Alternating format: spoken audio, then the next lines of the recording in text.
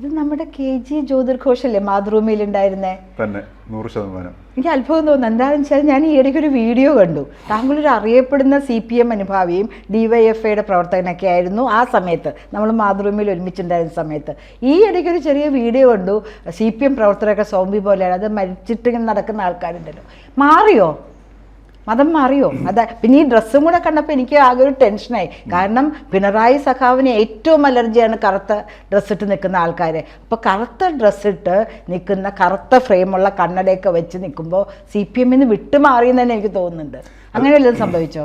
അല്ല, ഈ കാഴ്ചദോഷം എല്ലാവരെയും ബാധിച്ചിരിക്കുകയാണ്. ഈ മലയാളികളെ മുഴുവൻ കാഴ്ചദോഷം ബാധിച്ചിരിക്കുകയാണ്. ഇപ്പം ചുവപ്പ് കണ്ടു കഴിഞ്ഞാൽ ഒരു നിറം, കറുപ്പ് കണ്ടു കഴിഞ്ഞാൽ വേറൊരു ചിന്ത, കാവി കണ്ടു കഴിഞ്ഞാൽ വേറൊരു ചിന്ത. ഈ സാധാരണ ഈ മൃഗങ്ങൾക്ക് ഈ നിറങ്ങൾ തിരിച്ചറിയത്തില്ലെങ്കിലും ഈ ചില മൃഗങ്ങൾക്ക് ഈ ചില നിറങ്ങൾ കാണുമ്പോഴത്തേക്ക് വിഭ്രാന്തി ഉണ്ടാവാറുണ്ടെന്ന് പറയാറുണ്ട്. ഈ കാളപ്പയറ്റിനൊക്കെ പ്രത്യേകിച്ചും ചുമപ്പ് മൃഗങ്ങളെ പോലും അസ്വാരസ്യപ്പെടുത്തുന്ന ഒരു നിറമാണ് ചുമപ്പ്. അപ്പൊ താങ്കൾ തന്നെ പറഞ്ഞു മൃഗങ്ങൾക്ക് നിറങ്ങളെ കുറിച്ചിതില്ലാന്ന്. എന്നിട്ട് പോലും ചുമപ്പ് കാണുമ്പോൾ അവര് പോലും വല്ലാണ്ട് വയലന്റ് ആകുന്നു, അവര് പോലും വല്ലാണ്ട് പേടിക്കുന്നു. സാധാരണ മനുഷ്യർ അല്ല, തീർച്ചയായിട്ടും ശരിയാണ്. ഞാനും ഒക്കെ ഈ ചുവപ്പ് കണ്ടിട്ട് ആ ഒരു വിഭ്രാന്തിയുടെ അവസ്ഥയായിരുന്നു ഞാൻ എൻ്റെ തത്വശാസ്ത്രമായിട്ടും എൻ്റെ യൗവനത്തിലും അതിനുശേഷമുള്ള കാലമൊക്കെ കൊണ്ട് നടന്നിരുന്നത്. അപ്പോൾ അത് ഒരു ഈ പറഞ്ഞതുപോലെ ഒരു വിഭ്രാന്തിയാണെന്നും അതൊരു ജന്തുസഹജമായ സ്വഭാവമാണെന്നും കമ്മ്യൂണിസം എന്ന് പറയുന്നത് ജന്തുസഹജമായ പ്രവണതയെ അതിനൊരു തത്വശാസ്ത്രത്തിൻ്റെ പരിവേഷം നൽകി, ഒരു കഥ പോലെ നൽകി, എന്നിട്ട് അതിനെ അടിച്ചേൽപ്പിച്ച് വിപണനം ചെയ്ത് നിലനിൽക്കുന്ന ഒരു രാഷ്ട്രീയ കക്ഷിയാണെന്നൊരു അജ്ഞതയുടെ പാതയിലൂടെയാണ് നമ്മൾ പൊയ്ക്കൊണ്ടിരിക്കുന്നത് മനസ്സിലാവുകയും അതിൽ നമ്മൾ പുറത്തു വരികയും ചെയ്യുന്നു. അത് സ്വാഭാവിക മനുഷ്യൻ്റെ ഒരു സാധാരണ മനുഷ്യൻ്റെ ഒരു അവസ്ഥ, ഒരു കോമൺ സെൻസാണ്. അപകടമാണെന്ന് അറിയുന്ന സാധനം ഒരു വയസ്സുള്ള കുഞ്ഞു പോലും ചെയ്യുന്നതാണ്. കാര്യം ഒരു തവണ ഈ തീയിൽ കൈകൊണ്ട് തൊട്ട് കഴിഞ്ഞാൽ പിന്നെ തൊടത്തില്ല. അപ്പോൾ നമ്മളൊരു തവണ പണ്ട് കേട്ടിട്ടുണ്ട്, അതായത് 35 വയസ്സ് വരെ നമ്മളൊരു കമ്മ്യൂണിസ്റ്റ് ആയിരിക്കണം, എന്നാലും നമ്മൾ കറക്റ്റായിട്ടുള്ളത്. അതിനുശേഷം കമ്മ്യൂണിസ്റ്റ് ആയാൽ നിങ്ങൾക്ക് എന്തോ ഒരു പ്രശ്നമുണ്ട്, നിങ്ങളുടെ കറക്റ്റായ ചിന്താഗതിയിലല്ല പോകുന്നതെന്ന്. അതിനെക്കുറിച്ച് എന്താ പറയുന്നു? കാരണം എന്ന് വെച്ചാൽ അതൊരു ചട്ടക്കൂടാണ്, ഫ്രെയിമാണ്. ഫ്രെയിം എന്ന് വെച്ച് കഴിഞ്ഞാൽ അത് പരിധിയാണ്. പരിധി എന്ന് വെച്ച് കഴിഞ്ഞാൽ വളർച്ചയില്ല എന്നുള്ളതാണ്. മനസ്സിലായി? മനുഷ്യൻ്റെ ബേസിക് നേച്ചർ എന്ന് വെച്ചാൽ എക്സ്പാൻസീവ്. അപ്പോൾ അത് വളർച്ച ഉണ്ടായിക്കൊണ്ടേയിരിക്കണം. അപ്പോൾ ഒരു സ്ഥലത്ത് തന്നെ നമ്മളിങ്ങനെ നിൽക്കുകയാണെന്നുണ്ടെങ്കിൽ, ഒരു കള്ളിക്കകത്ത് നിൽക്കുകയാണെങ്കിൽ അതൊരു ചത്ത അവസ്ഥയാണ്. ചത്തത് എന്തും അഴുകും, അഴുകുന്നത് ജീർണിക്കും. ആ ജീർണതയുടെ ഗന്ധമാണെന്ന് നമ്മളിന്ന് ഭൗതിക തലത്തിൽ വായുവിൽ നോക്കിയാലും വെള്ളത്തിൽ നോക്കിയാലും അതോടൊപ്പം തന്നെ നമുക്ക് ആന്തരികമായിട്ട് നമുക്ക് നോക്കിക്കഴിഞ്ഞാലും മലയാളിയിൽ ഓരോ മലയാളിയും, കാരണം ഈ കമ്മ്യൂണിസത്തിൻ്റെ ഈ ഇരകളെന്ന് പറയുന്നത് കമ്മ്യൂണിസ്റ്റുകാർ മാത്രമല്ല, നല്ല ശുദ്ധമായ BJPക്കാരുടെ പ്രവർത്തനത്തിലേക്ക് നോക്കിയാൽ അവരിലും കാണുന്ന പ്രകടനം, അവരുടെ ആ ഒരു DNA ഇൻഫ്ലുവൻസ് എന്ന് പറയുന്നത് കമ്മ്യൂണിസ്റ്റുകാരുടെയാണ്. കോൺഗ്രസ്സുകാരുടെ എടുത്ത് നോക്കുക. Yes, you have the right to differ it. പക്ഷേ ഒരിക്കലും ഒരു കമ്മ്യൂണിസ്റ്റ് DNA BJPക്കാരനിൽ ഉണ്ടാവില്ല. കമ്മ്യൂണിസം എന്ന് പറഞ്ഞാൽ ജനങ്ങളെ ദ്രോഹിക്കുന്ന ഒരു പ്രസ്ഥാനമാണ്. ഒരു കാര്യം പറയട്ടെ, ഈ ഇടയ്ക്ക് ഞാൻ പറഞ്ഞത് ബിഹേവിയറൽ പാറ്റേൺ ആണ് പറഞ്ഞത്, പ്രസ്ഥാനത്തിൻ്റെ എല്ലാം പറഞ്ഞു.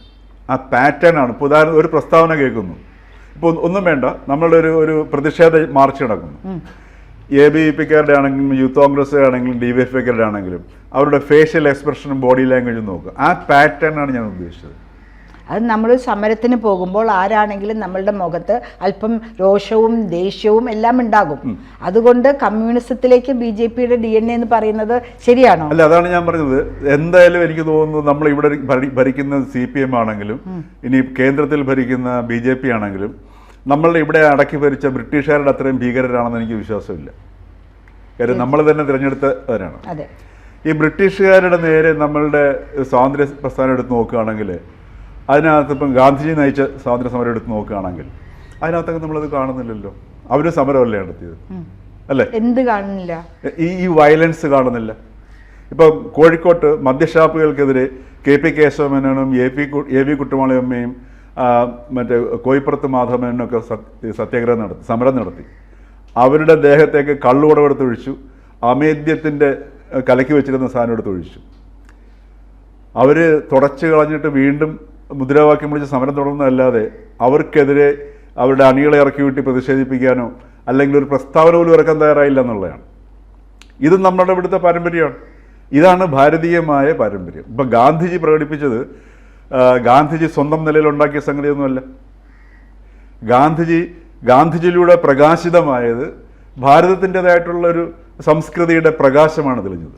ഒരു കാര്യം ചോദിക്കട്ടെ, നമ്മളുടെ ദൈവസങ്കല്പങ്ങളിലെല്ലാം തന്നെ എല്ലാവരും, ശ്രീകൃഷ്ണനാണെങ്കിൽ സുദർശന ചക്രമുണ്ട്, ഒരു അദ്ദേഹം വിചാരിക്കുന്ന ഒരു എയിമിലേക്ക് പോയിട്ട് കാര്യം നിർവഹിച്ചിട്ട് തിരിച്ചു വരുന്ന സുദർശന ചക്രം, ഭദ്രകാളി അല്ലെങ്കിൽ ദുർഗാദേവി, എല്ലാവരും ഏതെങ്കിലും ആയുധം എടുത്ത ആൾക്കാരാണ്. അഹിംസ എന്ന് പറയുന്ന ഒരു സിദ്ധാന്തം ഭാരതീയ സംസ്കാരത്തിൽ എപ്പോഴും വന്നു എന്നൊന്ന് പറയാമോ? അവിടെയാണ് പിന്നെ പത്മജയ്ക്ക് ഒരു എൻ്റെ കാഴ്ചപ്പാടിൽ ഒരു പെശക് പറ്റിയെന്ന് തോന്നുന്നു. ദൈവത്തിനെ ഒരിക്കലും സങ്കല്പിക്കാൻ പറ്റത്തില്ല. ദൈവസങ്കല്പം എന്ന പ്രയോഗം തന്നെ ഭാരതീയ സംസ്കൃതിയുടെ വെളിച്ചത്തിൽ നോക്കുമ്പോൾ തെറ്റാണ്. കാരണം എന്താണ്? ദിവ് എന്ന ധാതുവിൽ നിന്നുണ്ടായ വാക്കാണ് ദൈവം. അറിയുക, അറിവിൽ നിന്നാണ് ഉണ്ടാക്കുന്നത്. അറിയണമെന്നുണ്ടെങ്കിൽ വ്യക്തിക്ക് മാത്രമേ സാധിക്കത്തുള്ളൂ. എനിക്കിപ്പം മധുരം അറിയണമെന്നുണ്ടെങ്കിൽ, ഇപ്പം പത്മജിക്ക് മധുരം കഴിച്ചിട്ടുണ്ടല്ലോ ഇല്ലേ? ഐ ചലഞ്ച് യു, ലോകത്തിൽ ആർക്കെങ്കിലും മധുരം അറിയാത്തൊരു വ്യക്തിക്ക് എന്താണ് മധുരം എന്നുള്ള അനുഭവം അയാൾ കൊണ്ടു കൊടുക്കാൻ പറ്റുമോ? ഇല്ല, പറ്റില്ലല്ലോ. അതാണ് അറിവ്. അതേസമയത്ത് ഒരു നുള്ള് പഞ്ചസാര എടുത്ത് നാവിലിട്ട് കൊടുക്കുക, ആ സമയത്ത് അറിവായി മാറും. ഇതേപോലെ സത്യത്തിനെ റിയലൈസ് ചെയ്യുക, അറിയുന്നതിനെയാണ് അറിവെന്ന് പറയുക. ആ അറിയുന്നതിനെയാണ്, എക്സ്പീരിയൻസിനെയാണ് ഭാരതം മതം എന്ന് പറയുന്നത്. അതിനെ എക്സ്പീരിയൻസ് ചെയ്ത വ്യക്തിയാണ് ഗാന്ധിജി. അതുകൊണ്ടാണ് ദൈവത്തെ സങ്കല്പിക്കാൻ പറ്റുന്നത്. സങ്കല്പിക്കണമെന്നുണ്ടെങ്കിൽ രൂപവും വേണം, ഭാവവും വേണം. ഇത് രണ്ടുമില്ലാതെ ഒന്നിനെ സങ്കല്പിക്കാൻ പറ്റത്തില്ല. രൂപവും ഭാവവും ഇപ്പൊ എല്ലാ മതങ്ങളുടെ, ക്രിസ്ത്യാനിറ്റിയിൽ ഉൾപ്പെടെ എല്ലാ മതങ്ങളിലും രൂപമുണ്ട്, ഭാവമുണ്ട്. അപ്പൊ നമ്മൾ അതാണല്ലോ നമ്മൾ സങ്കല്പമായി കാണുന്നത്. ഇപ്പോൾ നമ്മളുടെ പൂജാമുറിയിൽ ഇരിക്കുന്ന എല്ലാ ദൈവങ്ങളുടെയും കയ്യിൽ, ശ്രീരാമനാണെങ്കിൽ ഒരു അമ്പുമുണ്ട്, വില്ല് പുറകിലാണ് വെച്ചിരിക്കുന്നത്. ഭദ്രകാളി ദേവിക്കാണെങ്കിൽ മഴു മുതലായ ആയുധങ്ങളുണ്ട്, ദുർഗാദേവിക്കുണ്ട്, സരസ്വതി ദേവിക്കാണെങ്കിൽ ഒരു വീണയാണ് കൊടുത്തിരിക്കുന്നത്. അങ്ങനെ എല്ലാ ദൈവങ്ങൾക്കും ഒരു ആയുധമുണ്ട്. അപ്പൊ നമ്മൾ സങ്കല്പിക്കുന്നു, നമ്മളുടെ ദൈവമല്ല, അത് ദേവതയാണ്. അത് ദേവതയാണ്. ഉദാഹരണത്തിന് ആ എന്ന അക്ഷരം, നമ്മൾ ആ കാണുന്നില്ലേ? ഈ ആ എന്ന അക്ഷരമാണോ ആ എന്ന ശബ്ദം? ആണോ?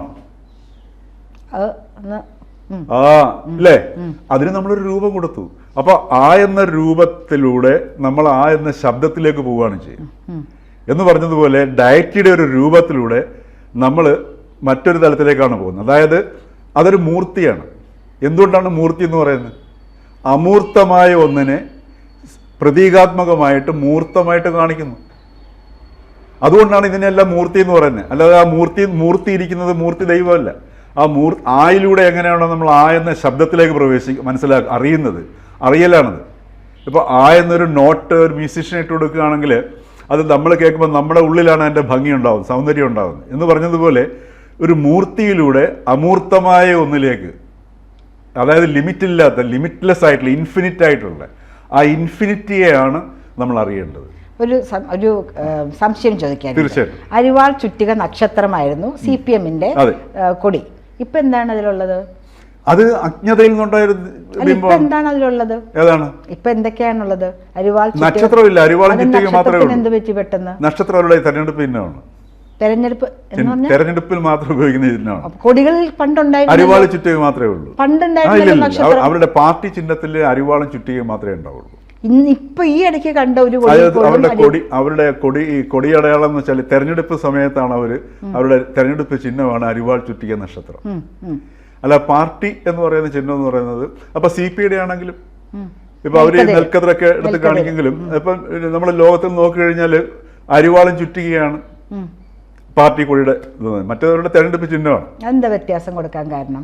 ഏത്? അങ്ങനെ എന്താ വ്യത്യാസം? അതായത് കൊടിയിലൊരു ചിഹ്നവും തെരഞ്ഞെടുപ്പിൽ വേറൊരു ചിഹ്നവുമായിട്ട് എന്താ അങ്ങനെ വ്യത്യാസം കൊടുക്കാൻ താങ്കളുടെ അഭിപ്രായത്തിൽ? അതവരുടെ തെരഞ്ഞെടുപ്പ് ചിഹ്നമായിട്ട് കൊടുക്കുന്നു മാത്രമേ ഉള്ളൂ. തെരഞ്ഞെടുപ്പിന് എല്ലാത്തിനും ചിഹ്നം ഉണ്ടാവുന്നു. താമരയാണ് തെരഞ്ഞെടുപ്പ് ചിഹ്നവും, താമരയാണ് കൊടിയിലും താമരയാണ്.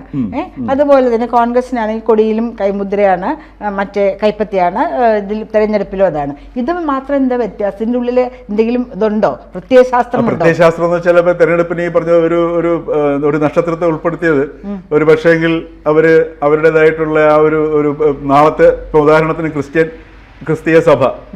ക്രിസ്തീയ സഭയുടെയും കമ്മ്യൂണിസ്റ്റ് പാർട്ടിയുടെയും എല്ലാം പ്രവർത്തനവും അതിന്റെ സ്രോതസ്സും എല്ലാം ഒന്ന് തന്നെയാണ്. ഫ്രഞ്ച് നാഷണൽ അസംബ്ലിയിൽ ഇടതുഭാഗത്തിരുന്ന ഒരു യാഥാസ്ഥിതിയെ എതിർത്തപ്പോഴത്തേക്ക് അവർ ഇടതുപക്ഷവും മറ്റൊരു വലതുപക്ഷവും ആവുകയും ചെയ്തു അല്ലേ? അപ്പൊ എന്ന് പറഞ്ഞാൽ ഇതിന്റെ എല്ലാം ഉദ്ഭവസ്ഥാനം ഈ ഒരു ക്രിസ്തുവിനെ മനസ്സിലാക്കാത്ത ക്രിസ്തീയ സഭയാണ്. അപ്പൊ അതുകൊണ്ട് അതിൻ്റെതായ ചില സ്വഭാവങ്ങളുണ്ടാവും. അതിൻ്റെതായിട്ടുള്ള ക്രിസ്തീയ മതത്തിൻ്റെതായിട്ടുള്ള ആ സെമറ്റിക് മതത്തിന്റെ എല്ലാ സ്വഭാവവും CPM ഉണ്ടാവും. അതിനകത്ത് ആകെ ഇപ്പം ക്രിസ്തുവിന്റെ സ്ഥാനത്തെ കുരിശിന്റെ സ്ഥാനത്താണ് അവർ ഈ അരിവാൾ ചുറ്റിയെ കാണുന്നത്. മനസ്സിലായില്ലേ? ഇപ്പം നക്ഷത്രം എന്ന് പറയുന്ന സാധനം അവർ ഇപ്പം ഈ ക്രിസ്തീയ മേലധ്യക്ഷന്മാർ അവരുടെ അധികാരം പിടിച്ചു നിർത്തുന്നത് എങ്ങനെയാണ്? നിങ്ങൾ മരിച്ചു എന്ന് കഴിഞ്ഞാൽ സ്വർഗം ഞാൻ ഉറപ്പ് തരാം, അല്ലേ? ഒന്ന് ആലോചിച്ച് നോക്കണേ, സ്വർഗം കിട്ടണമെങ്കിൽ മിനിമം ക്വാളിഫിക്കേഷൻ മരിക്കുക എന്നുള്ളതാണ്. എന്ന് പറഞ്ഞതുപോലെ CPM ഒരിക്കലും ഇന്നിനെ കുറിച്ച് അവർ സംസാരിക്കത്തില്ല, നല്ല നാളെക്കുറിച്ച് സംസാരിക്കത്തുള്ളൂ. ക്രിസ്ത്യൻ സഭ എങ്ങനെയാണോ നാളത്തെ സ്വർഗത്തിനെ കാണിക്കുന്നത്, അതേപോലെയാണ് CPM നല്ല നാളെ മാത്രമല്ല ചെകുത്താൻ വരും നിങ്ങളെ പിടിക്കും, അതുകൊണ്ട് രക്ഷകരായിട്ട് ഞങ്ങളെ ഉള്ളൂ, അതുകൊണ്ട് വരൂ ഞങ്ങൾ രക്ഷിക്കാം എന്നാണ്. ആ രക്ഷയാണ് ഈ CPM-ഉം ആ രക്ഷയാണ് ക്രിസ്ത്യാനിറ്റിയും ഓഫർ ചെയ്യുന്നത്. ആദ്യം പറഞ്ഞ കാര്യത്തിലേക്ക് ഒരു ഉത്തരം പറഞ്ഞിട്ട് നമുക്ക് ചർച്ച അവസാനിപ്പിക്കാം. സോംബിയെ കുറിച്ച് പറഞ്ഞല്ലോ, അത് ആ ഒരു അവസ്ഥയിലാണ് CPM എന്ന് പറഞ്ഞല്ലോ, അതൊന്ന് എക്സ്പ്ലെയിൻ ചെയ്യൂ. അത് എന്താണെന്ന് വെച്ച് കഴിഞ്ഞാൽ ഈ ഒരു ചട്ടക്കൂടിനകത്തേക്ക് ഒരു പരിധിക്കകത്തേക്ക് നമ്മൾ വരികയാണെങ്കിൽ അതൊരു ടെറിട്ടോറിയൽ കോൺഷ്യസ്നെസ് എന്ന് പറയും. അത് മൃഗങ്ങൾക്കുള്ള സ്വഭാവം. നമ്മൾ ജന്തു സമൂഹത്തിൽപ്പെട്ടാണ്, ആനിമൽ സ്പീഷീസിലാണ് നമ്മൾ പെട്ടേക്കുന്നത്. അപ്പം നമ്മുടെ ഉള്ളിലൊരു ജന്തു ഉണ്ടാവും. ആ ജന്തുവിൻ്റെ വാസനയിൽ നിന്ന് എത്രമാത്രം നമ്മൾ അകന്ന് മനുഷ്യനിലേക്ക് പോകുന്നു എന്ന് പറയും. ജന്തുവിനെ കൊല്ലുകയല്ല വേണ്ടത്, ജന്തു ഇല്ലാതെയും പറ്റത്തില്ല. നമുക്ക് ഇപ്പം ജന്തുക്കൾ ചെയ്യുന്ന എല്ലാ പരിപാടിയും നമ്മൾ ചെയ്യുന്നുണ്ട്, ഉണ്ണുന്നുണ്ട്, ഉറങ്ങുന്നുണ്ട്, അതുപോലെ തന്നെ പ്രത്യുൽപാദനത്തിൽ ഏർപ്പെടുന്നുണ്ട്. ഈ 3 സാധനങ്ങളും നമ്മളും ചെയ്യുന്നുണ്ട്. അപ്പോൾ ആ ഒരു തലത്തിലേക്ക് ചെയ്യണമെന്നുണ്ടെങ്കിൽ നമ്മൾ ഭക്ഷണം കഴിക്കുന്നത്, ഇപ്പം ഞാൻ കഴിക്കുന്ന ഭക്ഷണം തന്നെയായിരിക്കും ചിലപ്പോൾ എൻ്റെ നായിക്കും കൊടുക്കുന്നത്. അപ്പം നമ്മൾ ജന്തു തലത്തിൽ നമുക്ക് ജീവിക്കണം. അതേ സമയത്ത് നമ്മൾ മനുഷ്യനായിട്ട് മാറുമ്പോഴാണ് അതിനെ നമ്മൾ സ്വീകരിച്ചുകൊണ്ട്, നമ്മളുടെ ആ ഒരു ആനിമൽ പാർട്ടിനെ നമ്മൾ സ്വീകരിച്ചുകൊണ്ട് നമ്മൾ മനുഷ്യനിലേക്ക് ഉയരുമ്പോഴാണ് ഒരു മനുഷ്യനാവുന്നത്. മറിച്ച് ഇപ്പോൾ CPM എന്നൊക്കെ പറയുന്നത് നമ്മളുടെ ജന്തു സഹജമായ വികാരത്തെ ഉണർത്തി ഈ പറഞ്ഞതുപോലെ നിന്നെ, അതായത് ടെറിട്ടോറിയൽ കോൺഷ്യസ്നെസ്. ഇപ്പോൾ ഉദാഹരണത്തിന് നമ്മളുടെ വീട്ടിലൊരു 4 കെട്ടിനകത്തൊരു നായ വളരുകയാണെന്നുണ്ടെങ്കിൽ ആ മതിൽക്കെട്ടിൻ്റെ പുറത്തൊരു കാക്ക വന്നിരുന്ന ഈ നായ കുറച്ചുകൊണ്ട് ചെല്ലും. അത് അവൻ്റെ ടെറിട്ടോറിയൽ കോൺഷ്യസ്നെസ് കൊണ്ടാണ് ചെയ്യുന്ന സാധനം. അപ്പോൾ ഈ ഒരു മാനസികാവസ്ഥയാണ് ശരിക്കും പറഞ്ഞാൽ ഈ CPM കേരളത്തിൽ സ്ഥാപിതമാക്കിയത്. ഇത് അറിഞ്ഞും അറിയാതെയാണ് ഇപ്പോൾ കോൺഗ്രസും BJP നമ്മുടെ പാറ്റേണിൽ, പ്രത്യയശാസ്ത്രങ്ങളിലാണ് ഈ പറയുന്നത്, ആ ബിഹേവിയർ പാറ്റേണിലേക്ക് എടുത്ത് നോക്കിക്കഴിഞ്ഞാൽ നമുക്ക് ഈ ഒരു സംഗതി കാണാൻ പറ്റും. അതിനകത്ത് ഏറ്റവും കൂടുതൽ ടെറിട്ടോറിയൽ കോൺഷ്യസ്നെസ്സിനകത്ത് സ്റ്റിക്ക് ചെയ്യുന്നത് CPM ആണ് ഇപ്പോഴും. അതുകൊണ്ടാണ് ഇപ്പോൾ ഒരു VD സതീശനൊരു മീറ്റിങ്ങിൽ പോയിട്ടൊരു പടത്തിന് തിരികൊളുത്തി കഴിഞ്ഞാൽ ഉടനെ അദ്ദേഹത്തിന് ലേബൽ ചെയ്യുകയായി. BJPയുടെ ഒരു സെമിനാറിൽ പോയി പങ്കെടുത്തു കഴിഞ്ഞാൽ ലേബൽ ചെയ്യുകയായി. അപ്പോൾ ഇങ്ങനെ ലേബലിംഗ് എന്ന് പറയുന്ന സാധനം ഒരു മരിച്ച വ്യക്തിയുടെ, ആന്തരികമായി മരിച്ച വ്യക്തിക്ക് മാത്രമേ ലേബലിംഗ് പറ്റത്തുള്ളൂ. ഇപ്പോൾ ഉദാഹരണത്തിന് നമ്മൾ തമ്മിൽ തർക്കിച്ചുകൊണ്ടിരിക്കുന്നു, കുറച്ച് കഴിയുമ്പോൾ നിങ്ങൾ എൻ്റെ അടുത്ത് പറയുകയാണ്, അല്ലെങ്കിൽ ഞാൻ പത്മജയുടെ അടുത്ത് പറയുകയാണ്, ഉത്തരം മുട്ടുമ്പോൾ കൊഞ്ഞനം കുത്തിയിട്ട് കാര്യമില്ല, അല്ലേ? അതെന്താന്ന് വെച്ചാൽ എനിക്ക് മുമ്പോട്ട് പോകാൻ പറ്റുന്നില്ല, ഞാൻ ഇടിച്ചു നിൽക്കുന്നു, ഞാൻ സ്റ്റക്കാണ്, എൻ്റെ പരിധിയിൽ നിൽക്കുകയാണ് ചെയ്യുന്നത്. ഞാൻ മുന്നോട്ട് വരുന്നുണ്ട്. അപ്പോൾ സ്റ്റോപ്പ് ചെയ്യാൻ വേണ്ടി അപ്പോൾ എനിക്ക് നിങ്ങളൊരു ഭീഷണിയായി മാറിയിരിക്കും. അപ്പം ഞാൻ ആർഗ്യൂ ചെയ്ത് എനിക്ക് എൻ്റെ നിലനിൽപ്പില്ല, നിങ്ങൾ എന്നെ തകർത്ത് കളയും, തോൽപ്പിച്ച് കളയും എന്നുള്ളതിൻ്റെ പേരിൽ എനിക്ക് ഭീഷണിയാണെന്ന് അറിയുമ്പോഴത്തേക്ക് നിങ്ങളെ ഞാൻ അറ്റാക്ക് ചെയ്യാനാണ് ഉപയോഗിക്കുന്നത്. അപ്പോൾ ഇത് മൃഗസ്വഭാവമാണ്. Offence is the best method of defence എന്ന് ഞങ്ങൾ കളിക്കാർ പറയും ആ ഒരു ഇതില്. അപ്പോൾ ഇവിടെ അതുപോലെ തന്നെയാണ് ഈ നമ്മളിപ്പോൾ വേണ്ടപ്പെട്ടവരോ അത്യാവശ്യം ഒരു എന്താ പറയുക, ഒരു വീട്ടിനകത്തൊക്കെ സംസാരിക്കുമ്പോഴാണ് ഉത്തരം മുട്ടുമ്പോൾ കൊഞ്ഞനം കുത്താന്ന് പറയുന്ന സാധനം. ഇത് ഒരു ലെവൽ കഴിഞ്ഞ അടുത്ത തെറിയാവും. ഈ തെറി വിളിക്കുന്നതിൻ്റെ മനഃശാസ്ത്രം ഇത് തന്നെയാണ്. ലേബൽ ചെയ്യുന്നു. ഇപ്പോൾ ഉദാഹരണത്തിന് സംഘി, കമ്മി, സുഡാപ്പി, ഇതെല്ലാം ഈ തെറിവിളിയുടെ ഇതേ മനഃശാസ്ത്രം തന്നെയാണ് പ്രവർത്തിക്കുന്ന സാധനം. അപ്പോൾ ഇത് ഒരു മരിച്ച മനസ്സിൽ നിന്ന് ഈ സാധനം വരത്തുള്ളൂ. ആ മരിച്ച മനസ്സിൽ മരിച്ച സംഗതി എന്ത് അഴുകുകയും ചെയ്യും. ആ അഴുകുന്ന ആ ജീർണതയാണ് ഈ സ്വഭാവത്തിലൂടെ പ്രകടമായി. അപ്പോൾ ഒരു അഴകിയ അവസ്ഥയിലാണ് CPM എന്ന് പറഞ്ഞുകൊണ്ട് നമുക്ക് ഈ ചർച്ച അവസാനിപ്പിക്കാം. കേരളം മുഴുവൻ ആ അഴുകിയ അവസ്ഥയിലാണെന്നുള്ളതാണ്. കൂടുതൽ വാർത്തകളും വിശേഷങ്ങളും നിങ്ങളിലേക്ക് എത്താൻ ABC മലയാളം സബ്സ്ക്രൈബ് ചെയ്യുക, ബെൽ ബട്ടണും അമർത്തുക.